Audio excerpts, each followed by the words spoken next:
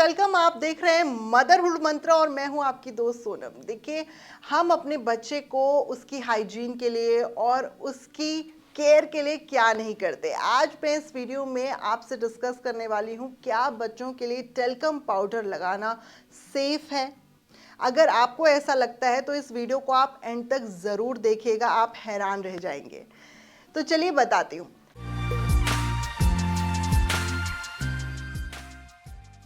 देखिए, बच्चों के लिए हम अक्सर उनकी हाइजीन या फिर उनको हम अच्छा सा स्मेल करें, इस चीज़ के लिए बहुत ज़्यादा पर्टिकुलर होते हैं, ख़ास तौर पर माएँ। और मैं भी एक माँ हूँ, तो इसलिए मैं भी यही कोशिश करती हूँ कि मेरी बच्ची बहुत साफ़ सुथरी दिखे और बहुत अच्छा स्मेल करे। उसके लिए हम उनके लिए बहुत सारे प्रोडक्ट्स भी लाते हैं। हालांकि टेल्कम पाउडर जो है वो सिर्फ अच्छी स्मेल के लिए नहीं होता, बच्चों को बहुत ज़्यादा स्वेटिंग आती है, उनके जो स्वेटिंग पोर्स होते हैं वो बहुत ज़्यादा होते हैं। और जब छोटे होते हैं बच्चे, वो काफ़ी एक्टिव भी होते हैं, तो उनको ज़्यादा पसीना ना आए या फिर उन्हें उस पसीने से कोई प्रॉब्लम ना हो, क्योंकि बच्चों को एलर्जी भी हो जाती है, स्किन प्रॉब्लम्स भी हो सकती हैं, रैशेस भी हो सकते हैं या फिर दाने भी हो जाते हैं। तो उनसे बचने के लिए पेरेंट्स जो है वो टेल्कम पाउडर का इस्तेमाल करते हैं। लेकिन क्या ये सही है? इसके लिए डॉक्टर्स क्या कहते हैं? मेरी पीडियाट्रिशियन ने मुझे टेल्कम पाउडर लगाने के लिए मना कर दिया। जब मैंने उनसे पूछा ऐसा क्यों, तो उन्होंने कहा काफ़ी स्टडीज़ ये कहती हैं कि बच्चों के लिए टेल्कम पाउडर बिल्कुल अच्छा नहीं होता, वो उनकी रेस्पिरेटरी प्रॉब्लम्स को बढ़ा सकता है। तो कई केसेस में ये भी सामने आया है कि बच्चों की रेस्पिरेटरी प्रॉब्लम ही नहीं, बल्कि वो लंग कैंसर जैसी प्रॉब्लम को भी कॉज कर सकता है।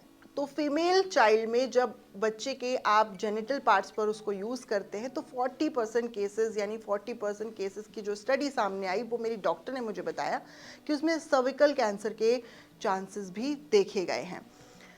तो यहाँ पर ये साफ है, ये क्लियर है कि आप बच्चे के लिए अगर टेल्कम का इस्तेमाल कर रहे हैं तो आप उसके लिए खतरा बढ़ा रहे हैं।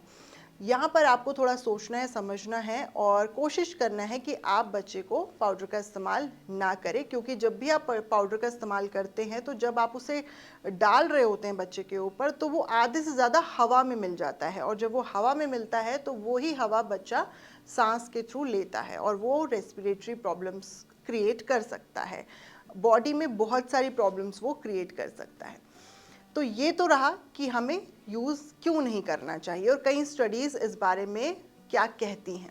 लेकिन अगर हम टेल्कम पाउडर का इस्तेमाल करना चाहते हैं, तो हमने एक माइंडसेट बनाया हुआ है कि हाँ, बच्चे को स्वेटिंग आती है या बच्चा बहुत ज़्यादा उसको कोई एलर्जी ना हो जाए, वो ड्राई रहे, उसकी स्किन ज़्यादा गीली ना रहे, तो हम इसके अल्टरनेट्स भी ढूंढ सकते हैं। वो हम क्या कर सकते हैं, जैसे कि हम कोकोनट ऑयल का इस्तेमाल कर सकते हैं, जो बिल्कुल नेचुरल है।